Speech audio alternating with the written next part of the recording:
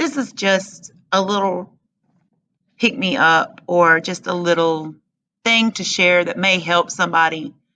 It's a revelation that I had when I was on the trail hiking. Um, I think grief is like hiking. Hiking is my happy place in the midst of my grief. It's the place where I can feel free and I can actually feel at peace for a little while. And I think that the reason that grief is like hiking, especially in the mountains, is that grief is constantly changing. People talk about stages, they talk about everything like it is a point to point journey. But to be honest with you, especially for me, it is not a point to point journey. It meanders through a path, just like a hiking trail meanders through the woods.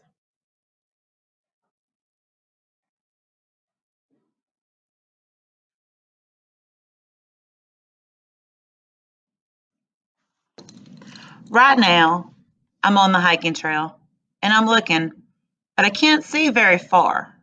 I just see to the next curve. And at the end of that curve,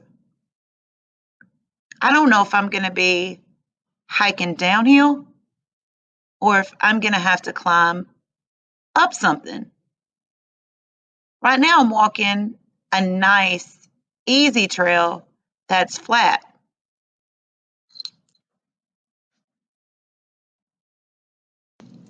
I'm looking around that curve and I've got a downhill. So that's just like grief. You hit a spot and you're like, I have my feet up under me again. And I'm even going down a nice, easy downhill. And you're tempted to think, I've arrived. I'm going to be okay. And it doesn't matter how long it's been, days, weeks, months, a year. You hit those nice downhills, they're casual. You almost want to trot down them. And you just think, hey, I've arrived.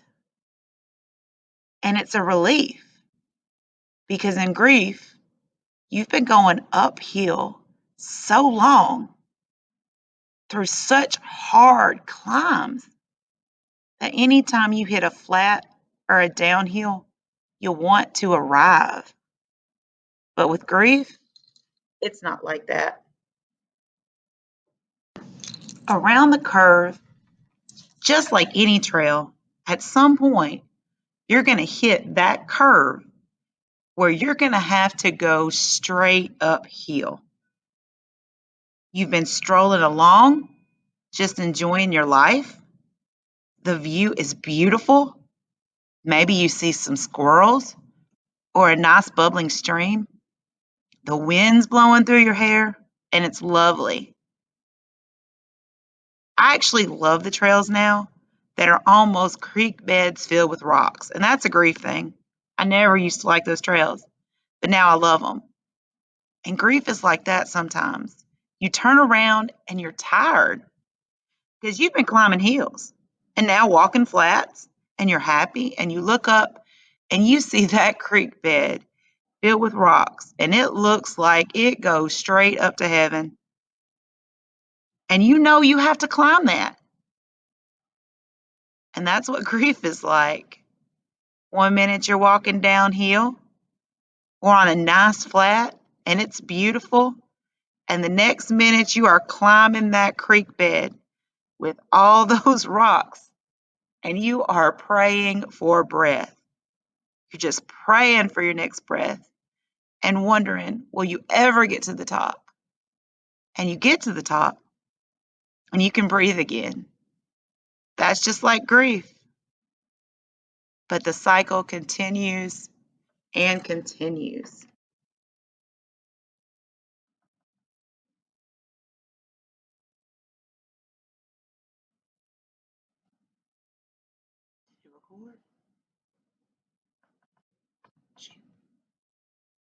One of the scariest things for me is when you hit a downhill that's steep and slippery. And you have to get your sticks. Your sticks are your support. It could be your friends. You also need your sticks on your uphills too, especially an uphill that has shocked you. Your friends, your grief counselor, whoever and whatever it is that you need that.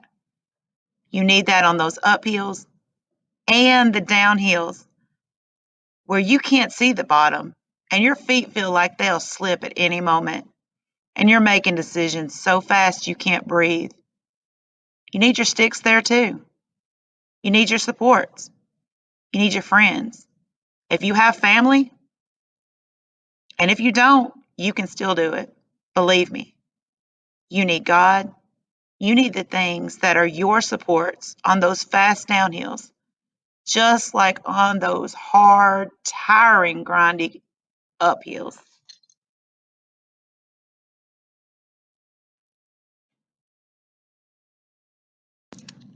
And there's one more crazy thing about grief that's different than the hiking trail. When you go hiking, I'm at Hanging Rock and I parked in a certain parking lot and I'm going back to that parking lot. I've made mistakes and ended up in the wrong parking lot before, but that's not going to happen today. In 10 minutes, I'll be back at my parking lot. But with grief, it's a little different. You parked your car in that parking lot, that place, that person you were when that person left. But you're not going back to the same parking lot after it's done. I think for me, that's the scariest thing about grief. You can't catch an Uber back to the parking lot that you started at. You're not going back to the same parking lot. But God's going to get you through to your new parking lot, to the new person that you will be. And grief was not, this was not the reason that you lost that person, so that you could become this new person.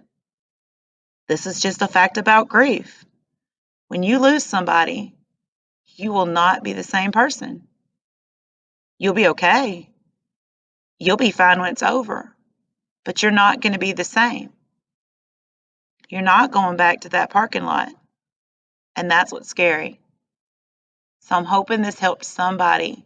It's just my meandering hike and trail revelation of grief.